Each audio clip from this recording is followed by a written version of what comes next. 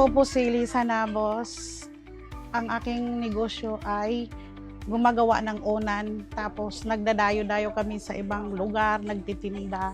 Nakarating kami sa Samar po, sa Apare, sa Ilocos, sa Isabela, sa Boracay, ma'am, Mindoro. Kasi dati ma'am, ang unan kasi, ito talagang lugar na to, mag-uunan talaga ma'am. Iniisip ko, mag-uunan kami kasi mayroon namang may puhunan na kami. Kasi noon ma'am, ano pa lang ang puhunan nito? 15 pesos. 15 pesos ma'am, 3 piraso na ang magagawa. Ibibinta mo ng magkano, ang tutubo mo halos kalahati. Tapos ngayon ma'am, ang laki na ngayon ng puhunan nito. 50 na ang kilo. Medyo nabawasan ng tubo mo, pero okay naman na ang ano na talaga. Hindi ko talaga inasahan na lalaki ng ganito. Sa business kong unan, 4 yung manggagawa ko. May nagsisilid, nagtatahi, at nagpapagpag, sunog, at saka nagtatali.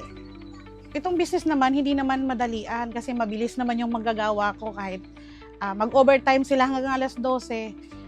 Mahahabol namin yung halimbawa may order o kaya paalis ang dayo, mahahabol naman sa takdang oras talaga ma'am.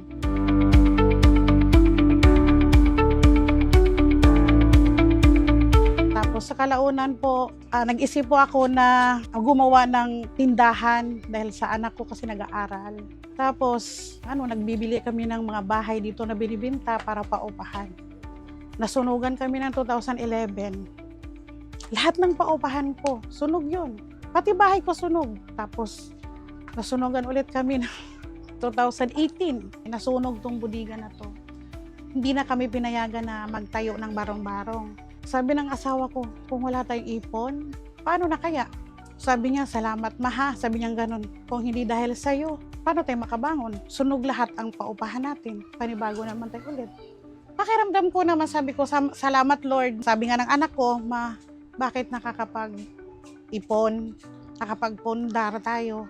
Ganito lang ang business natin. Sabi ko na, huwag mo ilang-lang yan. Kasi kung marunong ka talaga maghawak sa pera, ma'am, ibubukod mo yung pera sa business at saka sa pagkain. Kasi kami, kahit sa tindahan, bukod ma'am, binabayaran namin yung nakukuha namin para makikita namin yung tubo. Tsaka bukod-bukod talaga yung pera ng bulak, pera ng tindahan, pera ng tawag nito, paupahan. Binubukod-bukod ko yan ma'am. Nilalagay ko sa savings account ng anak ko. Ganun po ang ginagawa ko.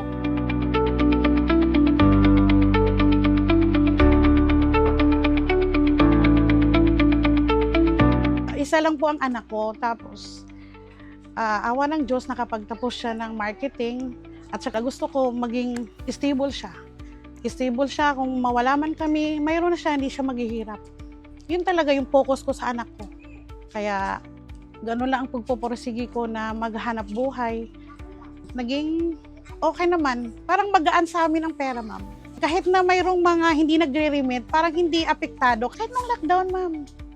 Siguro, sa ko talaga, sa pagsisikap ko na halos 24 hours, ma'am, walang tulog. Pero magsasarado ako sa tindahan, alas 12. Mag-revisa pa ako sa mga listahan, kung sinong nag-remit na, kung ilan ang nagawa, magkano pa sweldo sa linggo-linggo. Kulang lahat yun, ma'am. Noon, ma'am, naglalakad lang kami, nag-aaral kami. Nagsasaka lang yung tatay ko. Hindi naman araw-araw may kita. Ang nanay ko, tuwing umaga, naghahanap ng utang para makakain kami, ma'am. Kaya ako, yung iniisip ko noon, magsisinop ako. Magtatrabaho ako para sa magulang ko. Sa Bisaya, nag-invest po ako ng mga niyugan, palayan. Kaya ang ginawa ko, sila ang nagmamanage doon ng nanay ko. Sa ngayon, may po kami, may kotse, tapos may truck kami, may 2 motor. Tapos nag-start po ako ngayon ng construction ng apartment po. Ang gusto ko lang talaga ma'am, para sa anak ko, kaya sabi ko, magagawa ng apartment. Kasi sayang nakatiwangwang yung lupa na binili namin. Gusto ko malagyan ng apartment kasi at least stable siya. May buwan-buwan na siyang makukuha. Kung anong sakali man, kung hindi siya successful sa trabaho niya, o titigil siya, magmamanage na lang siya. Siya ang tutuloy sa mga negosyo namin.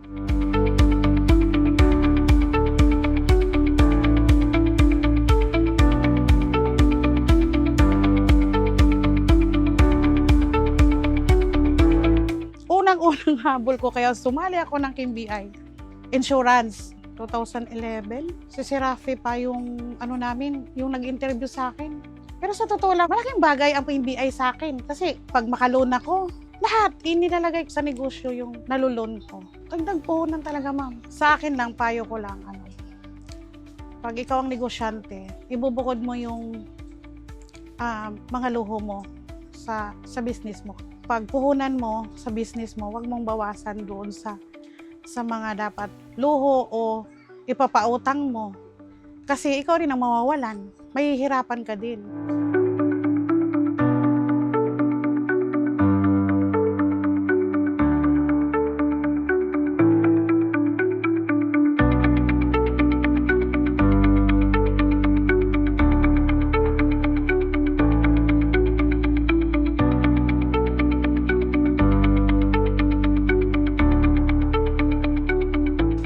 Ba ang tulog ngayon kumpara sa dati?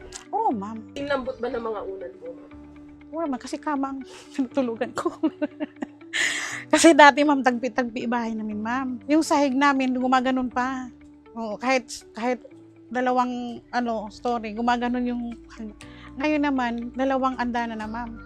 Tsaka may kama na.